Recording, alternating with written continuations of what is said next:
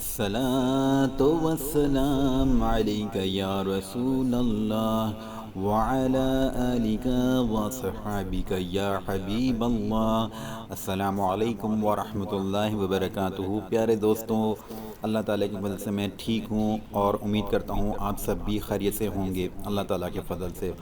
دوستو، میں نے آج یہ سوچا کہ ایک انتہائی سبق آموز واقعہ جو مجھے بہت اچھا لگا، جو میرے پاس کہیں سے آیا تھا، وہ میں چاہتا ہوں کہ میں وہ واقعہ آپ لوگوں سے بھی شیئر کروں۔ ہو سکتا ہے کہ آپ لوگوں نے بھی اس کو کہیں نہ کہیں سوشل میڈیا پہ پڑھا ہو، اور نہیں پڑھا تو انشاءاللہ عز و جل آج یہ پڑھ کر میں اور آپ اس سے سبق حاصل کریں گے، ٹھیک ہے؟ دوستو، جو میں واقعہ شیئر کر رہا ہوں اس کا عنوان یہ ہے کہ ایک گاؤں کے امام مسجد نے عیسائیت قبول کر لی، ٹھیک ہے؟ تو یہ خبر جنگل میں آگ کی طرح پھیل گئی۔ اس گاؤں کے دیگر علماء اور اسلامی شخصیات امام صاحب سے ملنے ان کے گھر گئے کہ اصل وجہ معلوم کی جا سکے۔ دوران ملاقات امام صاحب، جو کہ عیسائیت قبول کر چکے تھے، کچھ اس طرح اپنا واقعہ بیان کرتے ہیں۔ تو امام صاحب کہتے ہیں کہ ایک دن مجھے صبح کی نماز سے دیر ہو گئی، مسجد میں اقامت ہو رہی تھی، وضو کرتا تو زیادہ دیر ہو جاتی اور مقتدی لان تان کرتے، اس لیے سوچا کہ آج وضو کے بغیر ہی جماعت کرا دوں۔ چنانچہ میں نے ایسا ہی کیا۔ دل میں خوف خدا بہت آیا اور میں کسی عذاب کا انتظار کرنے لگا، مگر اللہ نے مجھے مہلت دے دی اور کوئی عذاب نہ آیا۔ اس طرح میں نے کئی مرتبہ کیا لیکن کوئی عذاب نہ آیا۔ اب تو دیر تک سونے کی عادت بن چکی تھی اور بغیر وضو جماعت کروانا میرا معمول بن چکا تھا، جبکہ اللہ کی طرف سے کوئی بھی عذاب نہ آیا۔ میری بیوی کی طرف سے بھی کوئی تنقید، ناراضگی یا اصلاح نہ کی گئی۔ اس طرح ایک دن اذان ہو گئی اور غسل کی فرضیت کے باوجود میں نے اٹھ کر حالت جنابت میں ہی جماعت کرا دی، پھر بھی کوئی عذاب نہ آیا۔ یوں میری عادت بن گئی اور میرے دل و دماغ سے خوف خدا جاتا رہا۔ ایک دن ذہن میں آیا، روزانہ صبح نماز کے لیے اٹھنا پڑتا ہے، کیوں نہ عیسائیت قبول کر لوں؟ یہ روز روز صبح اٹھنے سے تو جان چھوٹ جائے گی۔ استغفر اللہ۔ یوں میں نے عیسائیت قبول کر لی مگر کوئی عذاب نہ آیا۔ میں خواہ مخواہ ہی اللہ کے عذاب سے ڈرتا رہا اور لوگوں کو ڈراتا رہا۔ گاؤں کے لوگ سن کر بآواز بلند اللہ اکبر کہنے لگے اور استغفار کرنے لگے۔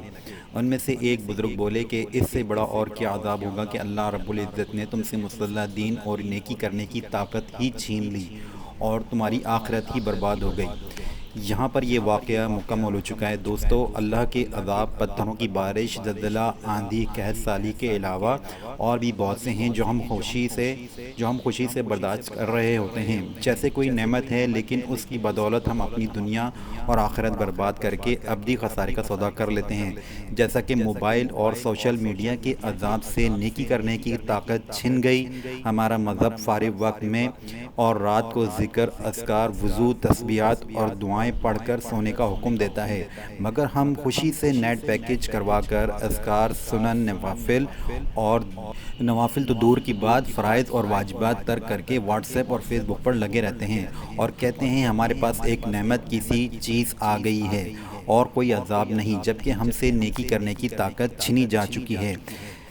جہاں چلتے پھرتے درود و سلام سے بارگاہ رسالت میں ممتاز ہوا جاتا تھا، استغفار سے بخشش حاصل کی جاتی تھی، اذکار سے اللہ کی خوشنودی حاصل کی جاتی تھی، وہاں اب لانگ ٹاک ٹائم سے غیبت، چغلی، بہتان اور فضولیات کے علاوہ 8 اور 16 جی بی کے میموری کارڈ، آڈیو اور ویڈیو گانوں سے لیس، پیسے دے کر کانوں کے لیے سیسا اور جہنم کی آگ، سانپ اور بچھو لیے جاتے ہیں اور ہم خوشی سے پھولے نہیں سماتے اور گمان کرتے ہیں کہ عذاب کوئی نہیں آیا۔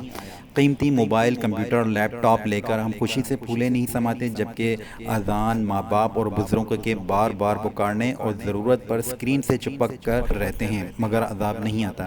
جہاں قرآن کریم کی تلاوت سے دلوں کو منور کیا جاتا تھا اور خوف خدا سے آنسو بہائے جاتے تھے اور اللہ کی نعمتوں اور جنت کی آیات پر خوش ہوا جاتا تھا، اب ٹیلی ویژن کی ہر وقت نحوست، گانے بجانے، بے پردگیوں اور بجلی کے اسراف سے بیٹھ کر ڈرامے اور فلموں کے سین پر رنجیدہ ہو کر آنکھیں نم اور خوشی حاصل کی جاتی ہے اور عذاب کوئی نہیں آتا۔